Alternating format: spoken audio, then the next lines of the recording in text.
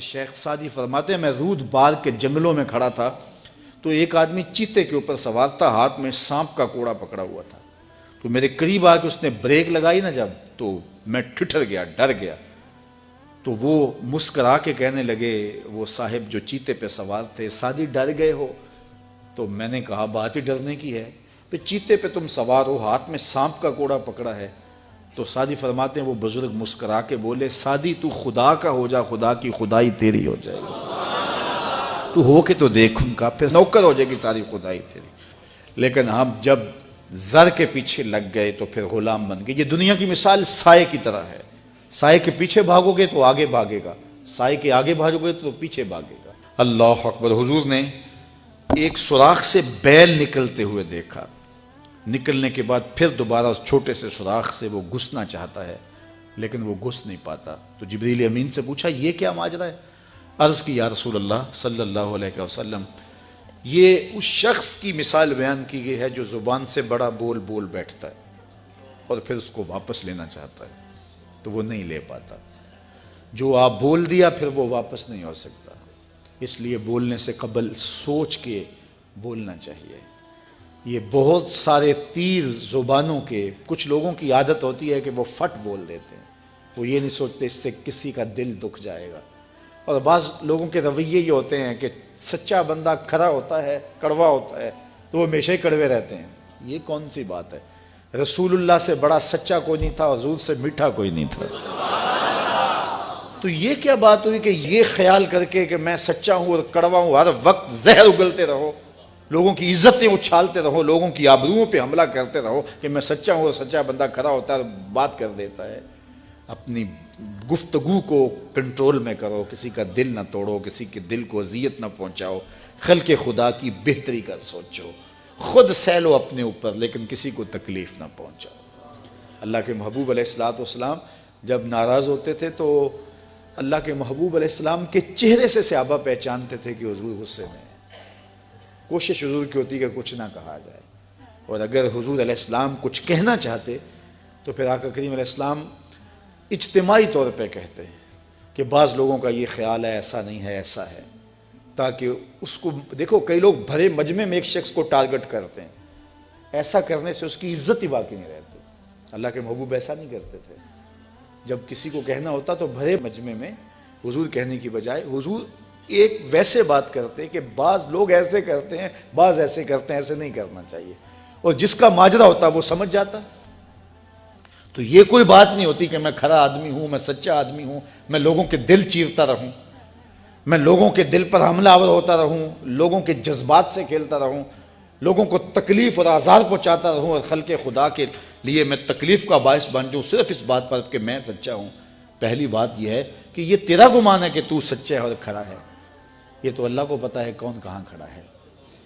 اس لیے یہ بات بہت اہم ہے کہ بولنے سے قبل سوچنا چاہیے، ایسے ہی زبان سے کوئی بات نہیں نکال دینی چاہیے۔ عربی کا ایک شعر ہے کہ جراحات السنان لہو تیام ولا یلتام ما جرح اللسان، کہ جو زخم نیزوں کے لگتے ہیں وہ بھر جاتے ہیں لیکن زبان کے تیروں کا زخم کبھی نہیں بھرتا، وہ تازہ رہتا ہے۔ اس لیے ہمیشہ سوچیں اپنی زندگی میں کہ ہماری زبان سے لگا ہوا تیر کسی کو گھائل تو نہیں کر رہا۔ اور کچھ لوگ ایسے ہوتے ہیں کہ وہ مر بھی جاتے ہیں لیکن ان کی زبان سے نکلے ہوئے تیروں کی زہر افشانی ختم نہیں ہوتی، اور کچھ لوگ ایسے ہوتے ہیں ان سے اختلاف بھی ہوتا ہے لیکن اس کے باوجود کوئی ایسا جملہ نہیں ہوتا ہماری جانب ان کی طرف سے آیا ہوا جو ہمیں تکلیف دے۔ اختلاف اپنی جگہ ہوتا ہے لیکن جب وہ خیال میں آتے ہیں، جب وہ تصور میں آتے ہیں تو نفرت کے شرارے نہیں پھوٹتے، محبت ہی پھوٹتی ہے۔ اس لیے ایسے بن جاؤ کہ لوگ تمہیں سوچیں، تمہارا خیال کسی کو آئے تو ساتھ پیار کی خوشبو آنے لگ جائے، نفرت کے شرارے نہ پھوٹیں کہ کوئی تمہارا خیال کرے تو اس کو تمہاری زبان کے برستے ہوئے تیر آنے لگ جائیں، تمہاری نفرت انگیز باتیں ان کو ستانے لگ جائیں، اور وہ تمہارے خیال سے، تمہارے گمان سے، تمہارے تصور سے وحشت کھانے لگ جائیں۔ نہیں، خوبصورت زندگی گزارو، اپنی زبان کو کنٹرول میں کرو، اپنی زبان کو قابو میں کرو۔ ام المومنین سیدہ عائشہ رضی اللہ تعالیٰ عنہ فرماتی ہیں کہ ایک دن حضور کا دریا رحمت جوش میں تھا اور حضور نے فرمایا عائشہ جو مانگنا ہے مانگ لو۔ میں نے عرض کی یا رسول اللہ اگر آپ اجازت دیں تو میں اپنے باپ حضرت ابو بکر صدیق رضی اللہ تعالیٰ عنہ سے مشورہ نہ کر لوں کہ میں نے کیا مانگنا ہے؟ تو فرمایا کہ جاؤ مشورہ کر لو، مشورے کی اجازت بھی ہو گئی۔ میں اپنے والد گرامی کی خدمت میں حاضر ہوئی اور کہا کہ دریائے رحمت جوش میں ہے اور رحمت کا باڑا برس رہا ہے۔ حضور نے فرمایا عائشہ جو مانگنا ہے مانگ لو، یہ اتنا سنہری موقع ہاتھ آیا ہے تو میں چاہتی ہوں کہ کوئی مانگوں تو اہم شے مانگوں، تو آپ کی خدمت میں حضور سے اجازت پا کے حاضر ہوئی ہوں، مجھے بتایا جائے کہ میں حضور سے کیا مانگوں تاکہ کوئی چھوٹی چیز نہ مانگوں بڑی چیز مانگوں۔ تو حضرت ابو بکر رضی اللہ تعالیٰ عنہ نے فرمایا کہ بیٹا حضور سے جا کے کہنا کہ معراج کی خلوت خاص میں اللہ نے آپ سے جو راز کی باتیں کی تھی ان باتوں میں سے ایک بات بتا دو۔ مانگا بھی تو علم مانگا، اور عائشہ میرے سے وعدہ کرو جو حضور بتائیں مجھے بھی آ کے بتانا ہے۔ ام المومنین حاضر خدمت ہو گئیں۔ حضور نے پوچھا عائشہ مشورہ ہو گیا؟ کہا جی حضور ہو گیا۔ کہا مانگو کیا مانگتی ہو؟ کہا حضور معراج کی خلوت خاص میں جب اللہ کے حضور حاضر ہوئے رب نے آپ سے راز کی باتیں کی تو ان باتوں میں سے ایک بات بتا دیں۔ حضور مسکرا پڑے۔ اس بات پہ مسکرائے ہوں گے میرے یار غار کا انتخاب کیسا ہے، یا اس بات پہ مسکرائے ہوں گے کہ راز کی بات بتا دوں تو راز راز نہ رہا، لیکن وعدہ کیا تھا۔ کہا عائشہ سنو، جب میں قرب خاص میں پہنچا تو میرے مالک نے مجھ سے راز کی جو باتیں کی ان میں سے ایک بات یہ تھی، محبوب تیری امت میں سے کوئی شخص کسی شخص کا ٹوٹا ہوا دل جوڑ دے تو میرے اوپر لازم ہے بغیر حساب کے جنت عطا کروں۔ ام المومنین بہت خوش ہوئی اور اپنے والد گرامی سیدنا ابو بکر صدیق رضی اللہ تعالیٰ عنہ کے پاس آئیں اور ساری کہانی سنائی۔ بہت خوش تھی، لیکن حضرت ابو بکر صدیق رضی اللہ تعالیٰ عنہ نے سنا تو رونے لگے۔ تو ام المومنین سیدہ عائشہ رضی اللہ تعالیٰ عنہ نے عرض کیا میرے والد گرامی یہ بات رونے والی تو نہیں ہے، ہم بسا اوقات کسی دکھی کے کام آ جاتے ہیں، کسی کا دکھڑا بیٹھ کے سن لیتے ہیں، کسی کی ڈھارس بنا دیتے ہیں، کسی کے کام آ جاتے ہیں، یہ تو بخشش کا بہانہ ہاتھ آ گیا اور آپ اس پہ رو رہے ہیں۔ تو فرمانے لگے عائشہ اس کو معکوس بھی پڑھو، تصویر کا دوسرا رخ بھی دیکھو، اگر کوئی شخص کسی کا ٹوٹا ہوا دل جوڑ دے تو بغیر حساب کے جنت میں جائے گا، اس کا دوسرا رخ یہ ہے اگر کوئی کسی کا دل توڑ بیٹھے تو سیدھا جہنم میں جائے گا۔ میں اس بات پہ رو رہا ہوں کہ ہم سے کسی کا دل نہ ٹوٹ گیا ہو۔